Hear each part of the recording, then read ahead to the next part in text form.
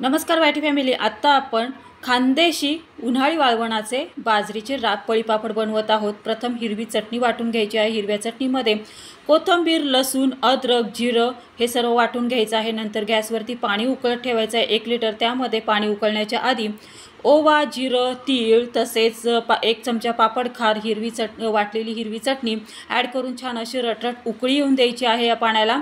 या पाण्याला छान अशी दणदणीत उकळी आली की यामध्ये आता हे रवास टेक्स्चरमधले बाजरीचं पीठ ह्याच्यामध्ये ॲड करायचं आहे। लाटण्यानी आणि चमच्यानी हे बाजरी राब पळीपापडचं मिश्रण घोटून घेऊन झाकण ठेवून अर्धा तास छान अशी दणदणीत उकळी येऊन ह्याला शिजून द्यायचं आहे। त्यानंतर एका प्लास्टिकच्या कागदावरती हे बाजरी राब पळीपापड घालायचे आहेत पहा अशा पद्धतीने, आणि 1 दिवस उन्हामध्ये किंवा फॅन खाली हे वाळून द्यायचे आहेत। ही डिटेल रेसिपी आपल्या यूट्यूब चॅनलवरती पोस्ट झालेली आहे। अशाच नवनवीन रेसिपीच्या अपडेटसाठी आपल्या यूट्यूब चॅनल @तृप्ती मिरे कुकिंग अँड ब्लॉगिंगला लाईक, शेअर